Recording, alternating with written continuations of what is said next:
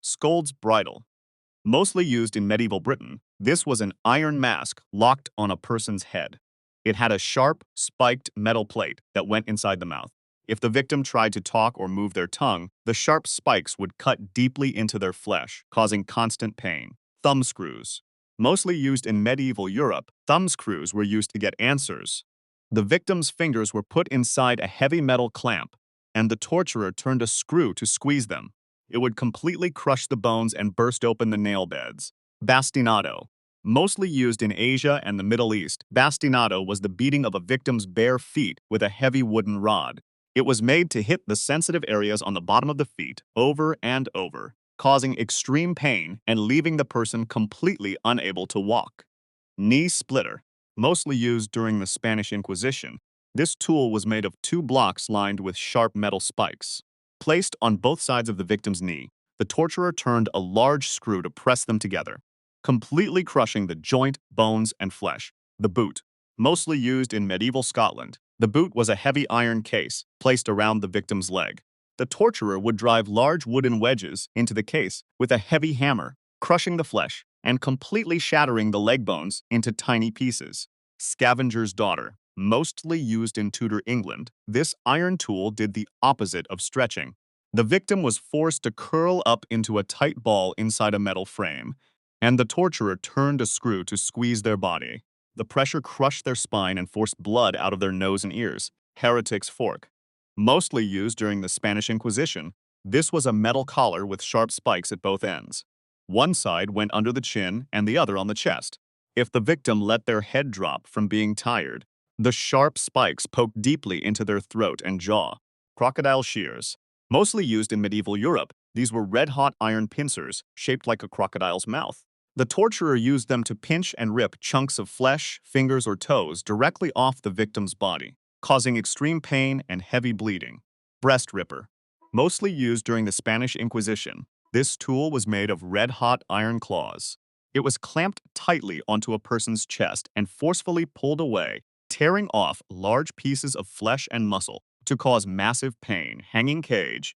Mostly used in medieval Europe, the victim was locked inside a tight iron cage hung high in the air. Left outside in the hot sun and freezing cold without any food or water, they would slowly die of thirst while wild birds pecked at them. Crushing by stones.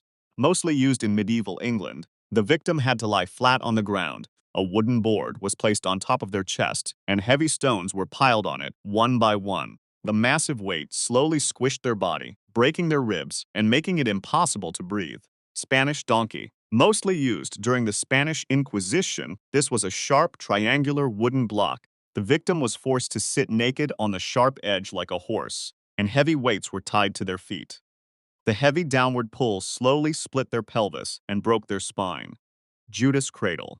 Mostly used during the Spanish Inquisition, the victim was hung by ropes above a wooden seat shaped like a sharp pyramid. They were slowly lowered down so the sharp point entered their lower body. Their own weight forced the point deeper, slowly ripping them open. Catherine's wheel. Mostly used in medieval Europe, the victim was tied down tightly to a large wooden wagon wheel. The executioner used a heavy iron bar or hammer to smash their arms and legs, breaking all their bones. They were then left high on a pole to die slowly from thirst. Knout.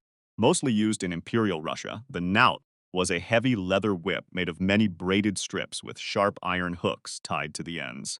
The executioner lashed the victim's bare back, completely tearing off large pieces of skin and muscle with every strike. Lead sprinkler. Mostly used in medieval Europe, this tool was a metal handle with a hollow ball full of holes at the end. The torturer filled it with molten lead or boiling tar and shook it over the victim, spraying hot, burning liquid that melted their skin. Necklacing. Mostly used in 20th century South Africa, this was a brutal execution method. A rubber car tire filled with gasoline was forced over the victim's chest and arms, and then set on fire, melting the burning rubber directly onto their skin. Burning at the stake. Mostly used in medieval Europe, the victim was tied tightly to a large wooden post. Bundles of wood and straw were piled around their feet and set on fire, slowly burning them alive or causing them to choke to death on the thick smoke. The gridiron.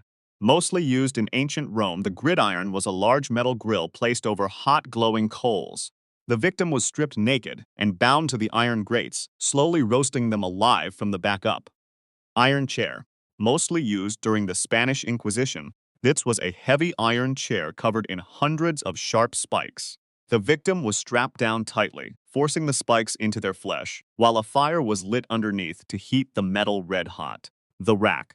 Mostly used in medieval Europe, this was a wooden frame with ropes at both ends. The victim's wrists and ankles were tied to the ropes. The torturer turned a handle to pull the ropes tight, slowly stretching the victim's body until their shoulders and hips popped out of place and their muscles tore. Impalement. Mostly used in medieval Wallachia, the victim was pushed down onto a long, sharp wooden pole stuck in the ground. The pole went through their body and their own weight slowly slid them further down. It was done carefully to miss vital organs, so the person suffered for days before dying. Flaying. Mostly used in ancient Assyria, this was the act of skinning a person alive. The executioner used sharp knives to slowly peel the skin off the victim's body. The person was left with their raw flesh completely exposed, dying slowly over days from pain, shock, or cold. Choke pear. Mostly used in medieval Europe, this was a pear-shaped metal tool. It was put inside the victim's mouth or other openings, and the torturer turned a screw on the handle. This made the metal pieces open up wide, ripping the inside of the body apart.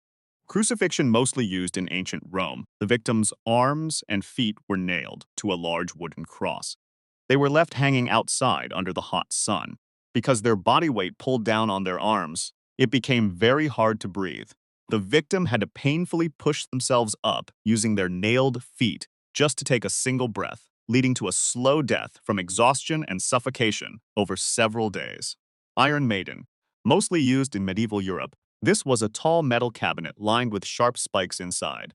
When the doors were closed, the spikes poked into the victim's body, just enough to cause a slow bleed without killing them instantly, keeping them trapped in pain for days. Boiling alive.